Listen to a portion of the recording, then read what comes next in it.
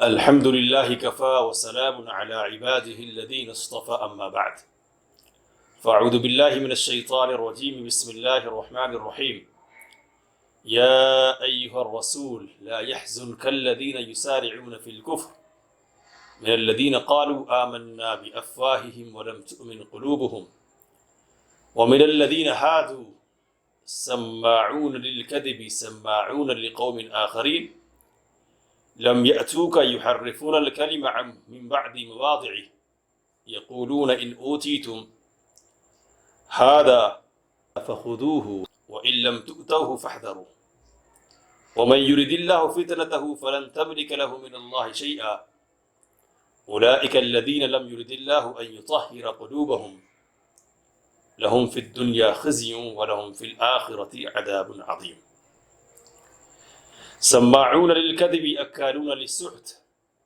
فإن جاءوك فاحكم بينهم أو أعرض عنهم وإن تعرض عنهم فلن يضروك شيئا وإن حكمت فاحكم بينهم بالقسط إن الله يحب المقسطين وكيف يحكمونك وعندهم التوراة فيها حكم الله ثم يتولون من بعد ذلك وما أولئك بالمؤمنين. اے رسول صلی اللہ علیہ وسلم، آپ کو وہ لوگ غم زدہ نہ کریں جو کفر میں تیزی دکھاتے ہیں، دوڑ کر جاتے ہیں کفر کی طرف. ان لوگوں میں سے ہو جنہوں نے کہا کہ اپنے منہ سے ہم ایمان لے آئے حالانکہ ان کے دل مومن نہیں ہوئے، یا خواہ ان لوگوں میں سے ہو جو یہودی ہیں، جو جھوٹ کے بڑے سننے والے ہیں، دوسرے لوگوں کے لیے بڑے کان لگانے والے ہیں. یہ آپ صلی اللہ علیہ وسلم کے پاس نہیں آئے، یہ کلمات کو ان کی جگہوں کے بعد پھیر دیتے ہیں، کہتے ہیں کہ اگر تمہیں یہ دیا جائے تو لے لو، اور اگر نہ دیا جائے یہ تو بچو. وَمَن يُرِدِ اللَّهُ فِتْنَتَهُ، اور اللہ تعالیٰ جس کی آزمائش کا ارادہ فرمائے تو آپ صلی اللہ علیہ وسلم اللہ کے مقابلے میں اس کے لیے کسی چیز کا اختیار نہ رکھیں گے. یہ وہ لوگ ہیں کہ جن کے لیے اللہ تعالیٰ نے ارادہ نہیں فرمایا کہ ان کے دلوں کو پاک کرے، ان کے لیے دنیا میں رسوائی ہے اور آخرت میں بڑا عذاب ہے. یہ جھوٹ کے بڑے سننے والے ہیں اور بڑے حرام خور ہیں. اگر یہ آپ صلی اللہ علیہ وسلم کے پاس آئیں تو آپ ان کے درمیان فیصلہ کریں یا ان سے اعراض فرما لیں. اگر آپ صلی اللہ علیہ وسلم ان سے اعراض کر لیتے ہیں تو یہ لوگ آپ صلی اللہ علیہ وسلم کو کچھ بھی نقصان نہیں پہنچا سکیں گے ہرگز بھی. اور اگر آپ فیصلہ کرتے ہیں تو ان کے درمیان انصاف کے ساتھ فیصلہ کیجیے. بلا شبہ اللہ تعالیٰ انصاف کرنے والوں کو پسند فرماتا ہے. وَكَيْفَ يُحَكِّمُونَكَ، اور یہ لوگ آپ صلی اللہ علیہ وسلم کو کیسے حاکم بناتے ہیں. وَعِندَهُمُ التَّوْرَاةُ، جبکہ ان کے پاس توریت ہے جس میں اللہ تعالیٰ کا حکم موجود ہے، پھر یہ اس کے بعد پھر جاتے ہیں اور یہ لوگ ہرگز مومن نہیں ہیں. سورۃ المائدہ کی 3 آیات پڑھی گئی، 41 سے 43 نمبر کی آیات. نبی اکرم صلی اللہ علیہ وسلم مکے میں تھے تو وہاں آپ صلی اللہ علیہ وسلم کا صرف ایک دشمن تھا. مکے سے ہجرت کر کے آپ صلی اللہ علیہ وسلم مدینے کو آ گئے تو یہاں اس پہلے دشمن کے علاوہ مزید 2 اور دشمنوں سے سابقہ ہوا. ایک دشمن منافقین کا ٹولہ تھا اور دوسرا دشمن یہودیوں کی جماعت تھی۔ اللہ تعالیٰ نے نبی اکرم صلی اللہ علیہ وسلم کو خطاب کر کے تسلی دی کہ اے نبی صلی اللہ علیہ وسلم، ان کی جو کارستانیاں ہیں، کفر کے سلسلے میں ان کی جو دوڑ بھاگ ہے، تیزیاں ہیں، پیش قدمیاں ہیں، آپ کو ان سے پریشان نہیں ہونا ہے، خواہ منافقین کی طرف سے ہو یا یہودیوں کی طرف سے۔ اللہ تعالیٰ نے کہا کہ سماعون للکذب، یہ جھوٹ کے بڑے سننے والے ہیں، یعنی ان کے جو مذہبی لیڈر ہیں، رہنما اور پیشوا ہیں، جو جھوٹی اور الٹی سیدھی باتیں ان کو بتا دیتے ہیں، ان کو سیکھ لیتے اور ان کے مطابق چلنے لگ جاتے ہیں۔ اور فرمایا کہ سماعون لقوم آخرین، دوسری قوموں کے لیے بڑے سننے والے ہیں۔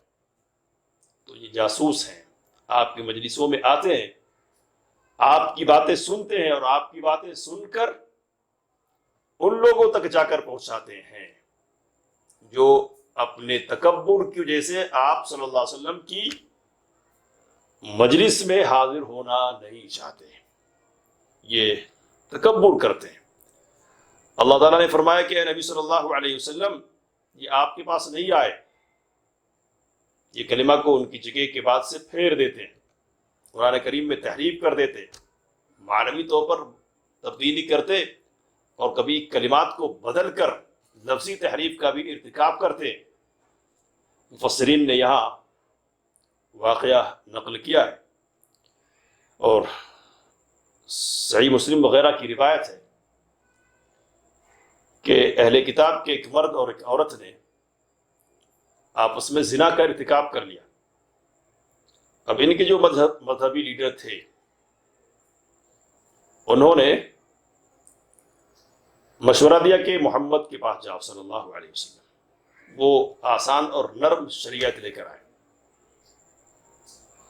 تو اگر وہ کوڑا مارنے کی سزا دیتے وہ قبول کر لینا، لیکن اگر سنگساری کی سزا دی جائے تو اس کو نہیں ماننا۔ اللہ نے اسی کا ذکر فرمایا، کہتے ہیں کہ ان اوتیتم ھذا فخذوہ، اگر یہ دیا جائے تو ٹھیک ہے لے لو، اور وہ دیا جائے تو نہیں لینا، وہ دیا جائے تو نہیں لینا، یعنی رجم کی سزا قبول نہیں کرنا۔ تو اس سے پہلے کہ ایک آیت میں اس واقعے کی تفصیل 15 نمبر کی آیت میں گزر چکی ہے، اس لیے دہرانے کی ضرورت نہیں ہے۔ یہودیوں کی کارستانی اس وقت ہمارے پیش نظر ہے۔ قرآن کریم کی روشنی میں اللہ تعالیٰ نے فرمایا کہ وَمَن يُرِدِ اللَّهُ فِتْنَتَهُ، اور اللہ جس کی آزمائش کا ارادہ فرما لے، جس کو گمراہ کرنے کا ارادہ کر لے، اے نبی صلی اللہ علیہ وسلم، آپ اس کے لیے کسی بھی چیز کا اختیار نہیں رکھ سکتے۔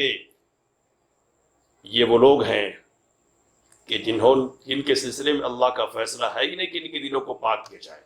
یہ ضدی ہر دھرم قسم کے لوگ ہیں جنہوں نے ضد اور مخالفت کی وجہ سے حق بات کو قبول نہیں کیا ہے، تو ایسے لوگ کیسے ہدایت پر آئیں گے، اور ان کے سلسلے میں اللہ تعالیٰ کی طرف سے توفیق کی بات کیسے ہوگی؟ تو ایسے لوگوں کے لیے اللہ کا اعلان ہے کہ دنیا میں ان کے لیے رسوائی ہے اور آخرت میں ان کے لیے بڑا عذاب ہے، بڑا عذاب۔ اللہ نے آگے فرمایا سماعون للکذب، جھوٹی باتیں بہت سنتے ہیں، جو سکھا دیا جائے الٹی سیدھی باتیں سمجھتے ہیں، سنتے ہیں، خوب سنتے ہیں اپنے پیشواؤں کی باتیں، اور پھر اکلون للسحت، بڑے حرام خور ہیں، حرام خوری کرتے ہیں تو سود کھاتے ہیں، اور حرام خوری کے جو دوسرے ذرائع نا، سارے ذرائع استعمال کرتے ہیں۔ یہ اللہ نے فیصلہ سنایا اور کہا کہ اگر یہ آپ کے پاس فیصلے کے لیے آئے تو آپ کی مرضی، چاہے تو آپ فیصلہ کریں اور چاہے تو نہیں کریں۔ یہ اہل کتاب اور مشرکین میں سے ان لوگوں کے لیے کی بات ہو رہی ہے جو ذمہ ہو، معاہد کی حیثیت سے معاہدہ کرنے کے بعد اسلامی حکومت میں اور ریاست میں رہتے ہو، تو یہ کہا جا رہا کہ ایسے لوگ اگر آپ کے پاس آئے تو مرضی ہے کہ چاہے تو فیصلہ کرے اور چاہے تو نہیں کرے. تو یہ بعض علماء کی رائے ہے، امام شافعی رحمہ اللہ اس کے قائل ہے. لیکن بعض دوسرے علماء یہ کہتے ہیں کہ نہیں، اسلامی معاشرے میں جب یہ عدالت میں آ جائیں گے تو فیصلہ ان کو دیا جائے گا اور اسلامی قانون کے مطابق فیصلہ کیا جائے گا. امام زہری رحمۃ اللہ علیہ سے یہ قول نقل کیا گیا کہ انہوں نے کہا کہ یہ بات شروع سے چلی آ رہی ہے کہ باہمی حقوق اور وراثت میں اہل کتاب کا فیصلہ ان کے دین کے مطابق کیا جائے. ہاں اگر وہ اپنی خوشی سے اسلامی قانون کے مطابق فیصلے کی خواہش مند ہو تو پھر اسی کے مطابق کر دیا جائے گا. تو چاہے تو آئیں اور چاہے تو نہ آئیں. یہ امام زہری رحمۃ اللہ علیہ کا قول ہے کہ ان کی دین کے مطابق. تو علماء کے درمیان اس سلسلے میں اختلاف ہے. بعض علماء کہتے ہیں کہ یہ منسوخ بات ہے اور اللہ تعالیٰ نے حکم دیا کہ نہیں، کتاب کے مطابق ہی فیصلہ کیا جائے گا. تینوں آیات کا خلاصہ کیا ہے؟ تو اہل کتاب کی شرانگیزیوں، ان کی مکر فریبیوں اور ان کی چال بازیوں سے پریشان نہیں ہونا چاہیے. اللہ بہت بڑا ہے، اللہ کار ساز ہے. یہ بات بھی ہم کو معلوم ہوتی ہے کہ جو لوگ مخالفت اور ضد کی روش پر چلتے ہیں، اللہ تعالیٰ ان کے لیے توفیق کا راستہ بند کر دیتا ہے. اور یہ بات بھی ہم کو معلوم ہو رہی کہ یہود تحریف کرنے والے ہیں، دین میں تبدیلی کرنے والے، من کی باتیں سمجھنے والے اور اپنے مذہبی پیشواؤں کے پیچھے اندھے بن کر دوڑنے والے. تو یہ اہل ایمان کا شیوا نہیں ہونا چاہیے. دلیل کی بنیاد پر بات سنیں گے، صحیح جو بات ہوگی اس کو قبول کریں گے. ہمارے مولانا نے، ہمارے حضرت نے، ہمارے پیر صاحب نے اور فلاں کہہ دیا ہے تو ہم اس کو قبول کریں گے، ایسا نہیں ہوگا. اور اسلامی معاشرے میں جو لوگ معاہد کی حیثیت سے رہیں، اگر وہ اسلامی عدالت میں آتے ہیں تو اسلامی حکم کے مطابق ان کا فیصلہ کیا جائے گا. اللہ تعالیٰ سے دعا ہے کہ جو باتیں آئی ہیں ان سے استفادے کی توفیق مرحمت فرمائے. آمین. وآخر دعوانا ان الحمد للہ رب العالمین. والسلام علیکم ورحمۃ اللہ وبرکاتہ.